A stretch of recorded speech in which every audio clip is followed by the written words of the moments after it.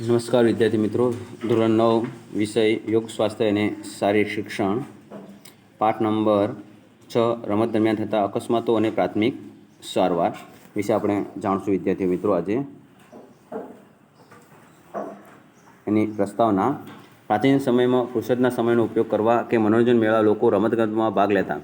ભાગ લેનારની સંખ્યા પણ ઓછી હતી. ધીરે ધીરે લોકોમાં શારીરિક ક્ષમતા અને સ્વાસ્થ્ય માટે સભાન આવતા તેમાં વિશ્વ કક્ષાએ રમતોની સ્પર્ધાનું મહત્ત્વ વધતા રમત પ્રવૃત્તિ રોજિંદા જીવનનો ભાગ બનવા લાગી. રમતોમાં ભાગ લેનાર સંખ્યા વધવા લાગી. રમતોમાં વૈજ્ઞાનિક સિદ્ધાંતો તથા તાલીમની પદ્ધતિનો ઉપયોગ થવા લાગ્યો. રમતોની સ્પર્ધાઓમાં વિજયી થવાની ઘેલછા પણ વધવા માંડી. તેની સાથે સાથે રમતોમાં નાના મોટા અકસ્માતો પ્રમાણ પણ વધવા માંડ્યું. એક પણ રમત એવી નથી કે જેમાં નાના મોટા અકસ્માતો થતા ના હોય અને જેના કારણે ખેલાડીઓને કોઈપણ જાતની ઈજા ના થતી હોય. એવો કોઈ પણ રમત એવી છે નહીં. તમામ રમતોમાં નાના મોટી ઈજાઓ થતી હોય છે. વિદ્યાર્થી મિત્રો, આપણી રમત દરમિયાન થતા અકસ્માતો એ આપણી કલ્પનાઓમાં પણ ન હોય અને એકાએક અચાનક કોઈ પણ ઘટના બને તેને અકસ્માત કહીએ છીએ. અહીંયા આપણે રમતગમતની પ્રવૃત્તિમાં થતા અકસ્માતોની વાત કરવાની છે.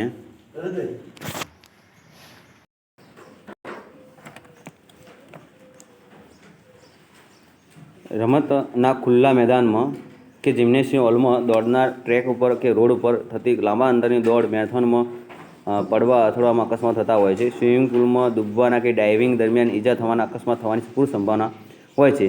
દોડ દરમિયાન ઓવરટેક કરવામાં ધક્કો લાગવો, વિઘ્ન દોડમાં વિઘ્ન સાથે પગનું અથડામણ, ઊંચી કૂદ અને વાંસ કૂદમાં ટેકાનો વાંસ તૂટી જતાં નીચે પટકાવવું, ફૂટબોલ, હોકી કે જેવી રમતો મેદાનમાં પડેલા ખાડામાં પગ પડવાથી કે એકબીજા સાથે અથડાવાથી પડી જવું, હોકી સ્ટિક અને દડો વાગવો, ક્રિકેટમાં દડો વાગવો, ફિલ્ડિંગ કરતા ખેલાડીને અથડાવવું કે પડી જવું, જિમ્નાસ્ટિકની પ્રવૃત્તિમાં રોમન રિંગ કે હોરિઝોન્ટલ બાર કે પેરેલલ બાર્સ કે અનઇવન બાર્સ કે વોલ્ડિંગ વર્સ વગેરે પરથી પડી જવું જેવા અકસ્માતો થતા હોય છે.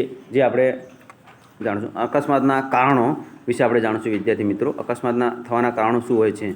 તો અકસ્માત થવાના કારણો જાણતા હોઈએ તો સંભવિત અકસ્માતો અટકાવવાનો મહદઅંશે સફળ થવાય છે.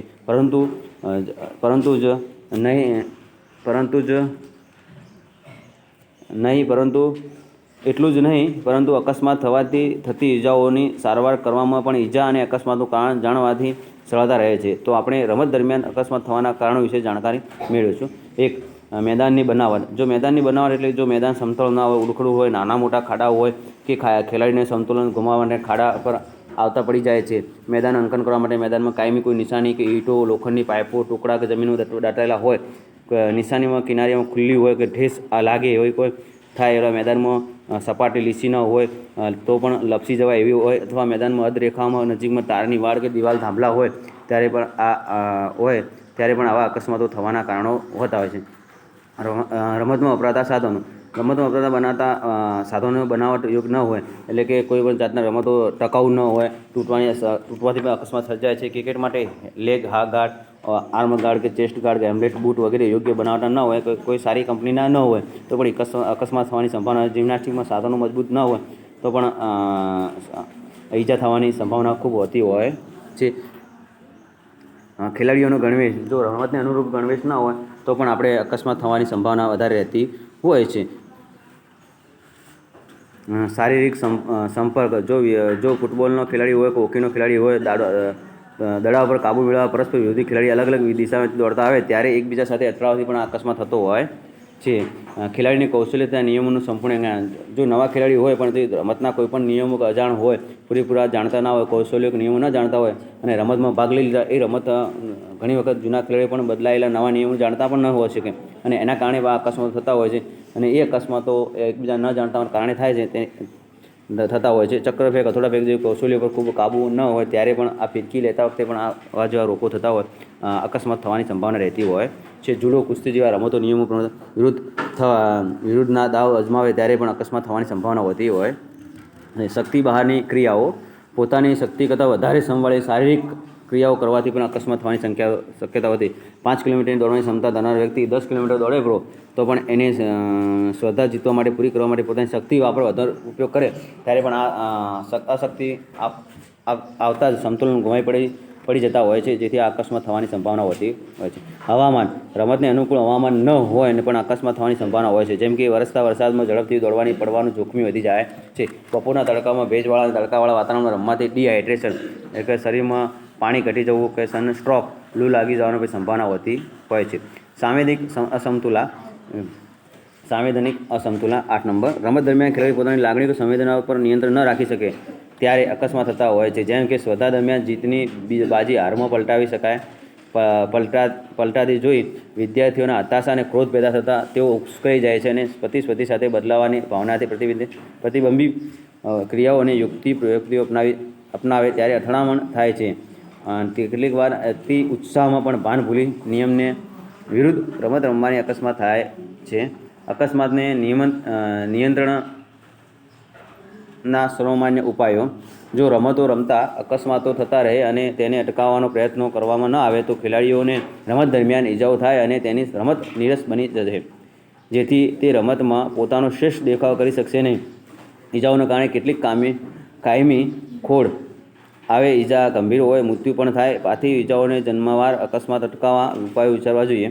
રમતગમત સાથે સંકળાયેલા ખેલાડી, કોચ, રમત આયોજકો વગેરે અકસ્માતો અટકાવવાની જાણકારી ધ્યાન ધરાવતા હશે તો રમતના મેદાનમાં થનાર સંભવિત અકસ્માતો અટકાવી શકશે અથવા ઈજાઓની તીવ્રતા નહિવત બનાવી શકે છે. અકસ્માત થવાના કારણે જો દૂર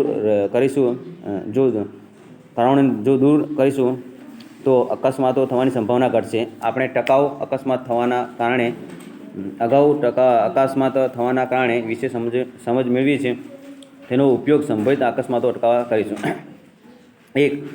મેદાનોની બનાવટ અને જાળવણી. રમતના મેદાનોની સમતળ સપાટી, ખાડા વગરની, કાંકરા વગરની સપાટી, ભીની તથા તો પણ લપસણી ન બને તેવી બનાવવી. જરૂર પડે તો પાણીનો છંટકાવ કરવો, રોલર ફેરવું. મેદાનમાં હદ રેખાની નજીક કોઈપણ જાતના તાર, વાડ, દિવાલ, થાંભલા, ઝાડ કે વગેરે ન હોવા જોઈએ. ઘાસવાળું મેદાન ઘાસ યોગ્ય રીતે કપાયેલું હોવું જોઈએ. પાણીવાળું ન હોવું જોઈએ. બારીકાઈથી અવલોકન કરી નાના મોટા ખાડા પડી ગયા હોય તો તે પૂરીને સમતળ બનાવવું. કાયમી નિશાનો, ઈંટો, પથ્થર, લોખંડી પાઇપો વગેરે જમીનમાં યોગ્ય રીતે દાટવા, જેથી ચાલતા દોડતા ઠેસ ન લાગે અને નિયમિત મેદાનમાં જાળવણી કરવી અને ઢોર પશુને મેદાનમાં ન આવે તેનું ધ્યાન રાખવું. આવી કાળજી લેવાથી મેદાનમાં કારણે થતા અકસ્માતો અટકાવી શકાય છે. 2 નંબર. યોગ્ય સાધનોનો ઉપયોગ કરવો. જે રમતોમાં જે તે સાધનો ઉપયોગ થતો હોય તે સાધનો પ્રમાણભૂત, માપના અને મજબૂત અને ટકાઉ અને ઊંચી ગુણવત્તાવાળા વાપરવા જોઈએ. ખેલકૂદ કે જિમ્નેસ્ટિકના સાધનોનો ઉપયોગ કરતા પહેલાં જે મજબૂતાઈ અથવા આકાર ચકાસણી કરવી. જુડો અને કુસ્તીના માટેના ગાદલા યોગ્ય ઘનતાવાળા પસંદ કરવા તથા મેટ એરિયાની બહાર પૂરતી ખુલ્લી કોઈપણ જાતની અડચણ ન હોય તે જોવું. સામાન્ય અને સસ્તા સાધનો આર્થિક દ્રષ્ટિએ સારા લાગે પરંતુ ખેલાડી માટે ગંભીર અકસ્માત કારણ બને છે, તેથી પ્રમાણભૂત સાધનોની ખરીદી કરવી અને પ્રમાણભૂત સાધનોનો ઉપયોગ કરવો. રમતમાં ખેલાડીનો પોશાક કે કીટ. 3 નંબર. ખેલાડી રમત દરમિયાન જે રમતને અનુરૂપ પોશાક કે કીટ અને પહેરવી ખૂબ મહત્ત્વની હોય છે. રમતમાં કૌશલ્યમાં યુક્તિની પ્રવૃત્તિ અપનાવવા માટે કોઈપણ જાતની અડચણ ઊભી ન કરે તેવા યોગ્ય કપડાં એટલે કે રમતને અનુરૂપ કપડાં પહેરવા જોઈએ. ક્રિકેટને અનુરૂપ, બોક્સિંગને અનુરૂપ, કુસ્તીને અનુરૂપ, જુડોને, કરાટેને, સ્કેટિંગને, જિમ્નાસ્ટિકને પોશાક અનુરૂપ હોય એવા પોશાક પહેરવા, જેથી કરીને કોઈપણ જાતનો અકસ્માત થવાની સંભાવના રહે. રમતના કૌશલ્ય અને નિયમોનું પાલન. જ્ઞાન. ખેલાડીને પોતાના રમતમાં કૌશલ્યપૂર્વક પ્રભુત્વ મેળવી શારીરિક ક્ષમતા કેળવી અને માનસિક સંતુલન જાળવી રાખવા માટે ભાગ લે પરિસ્થિતિ પ્રમાણે યોગ્ય નિર્ણય લઈ શકે. પરિણામે અકસ્માત થતો અટકાવી શકાય છે. એટલે કે ખેલાડીએ પોતાના જે તે રમતમાં રસ હોય અને એ રમતની કૌશલ્યોની જાણ હોવી જોઈએ, એના નિયમો જાણતો હોવો જોઈએ અને એ બધું જાણતો હોય તો જ એને કોઈપણ જાતનો અકસ્માત થવાની સંભાવના રહેતી નથી. શક્તિ પ્રમાણે કાર્ય કરવું. ખેલાડી પોતાની શક્તિની મર્યાદામાં રહીને શ્રમ કરવો જોઈએ, જેથી કરીને અતિશય થાક ન લાગે, શરીરને સ્નાયુ ખેંચાય ન. તાલીમ દ્વારા કાર્ય કરવાની શક્તિ ઉત્તરોત્તર વધારો થાય અને ઈજાઓ થતી અટકાવી શકાય છે. રમત રમવાના સમય. ખુશનુમા વાતાવરણ રમત કે સ્પર્ધાનું પરિણામ સારું મળે છે. વધુ પડતા વરસાદમાં ન રમવું જોઈએ. અતિશય તાપ તડકામાં પણ ન રમવું જોઈએ. અતિશય ઠંડીમાં રમતા શરીર ઠંડુ ન થાય તેની કાળજી રાખવી. આમ રમત રમતા માટે આબોહવાને પસંદ કરવાની સંભવિત અકસ્માત થવાનું અટકાવી શકાય છે. યોગ્ય માર્ગદર્શન. સંભવિત અકસ્માતોની જાણકારી તથા તેને અટકાવવાનો ઉપાય પ્રત્યે સભાનતા રાખવાથી અકસ્માતો અટકશે. શિક્ષક કે કોચનું અવારનવાર કે રમત દરમિયાન મળતું માર્ગદર્શન સંભવિત અકસ્માતો અટકાવવાનો ઉપયોગી બને છે. સ્વ બચાવના ઉપાયો. રમતો કે રમતોની સ્પર્ધામાં દરમિયાન દરેક ખેલાડીએ વ્યક્તિગત રીતે અકસ્માતો અટકાવવા ગંભીર અને સજાગ હશે તો રમત દરમિયાન અકસ્માતોનું પ્રમાણ નહિવત બનશે. અહીં સ્વ બચાવના કેટલાક ઉપાયો જણાવ્યા છે. 1. સભાનતા. જાહેર જીવનમાં કે રમતમાં મેદાન પર કોઈપણ વ્યક્તિ પણ પ્રવૃત્તિ પ્રત્યે સભાન રહેવાથી તે અકસ્માત સામે બચાવ કરનાર ઉપાયો કરી શકાય છે. 2. શારીરિક ક્ષમતા અને માનસિક સ્વસ્થતા. શારીરિક રીતે તૈયાર રહેવાથી કે માનસિક સ્વસ્થતા કેળવવા કોઈપણ આકસ્મિક પરિસ્થિતિમાં ત્વરિત અને યોગ્ય નિર્ણય લઈ સંભવિત અકસ્માતમાંથી બચી શકાય છે. 3 નંબર વિદ્યાર્થી મિત્રો, રમતના કૌશલ્ય પર પ્રભુત્વ અને રમતમાં પરિસ્થિતિ જરૂરિયાત મુજબ તેઓ યોગ્ય કરવાની આવડત કેળવવાથી પણ અકસ્માત સામે સ્વ બચાવ થઈ શકે છે. 4. પ્રવૃત્તિ દરમિયાન નજર ચારે બાજુ ફરતી રાખવાથી રમતમાં સતત બદલાતી પરિસ્થિતિને અનુકૂળ બની સ્વરક્ષણ કરી શકાય છે. 5. શિક્ષક કે કોચ દ્વારા યોગ્ય માર્ગદર્શન મેળવી પ્રવૃત્તિઓ કરવી. 6. પોતાનો અકસ્માત વીમો ઉતરાવો. પ્રાથમિક સારવાર. વિદ્યાર્થી મિત્રો,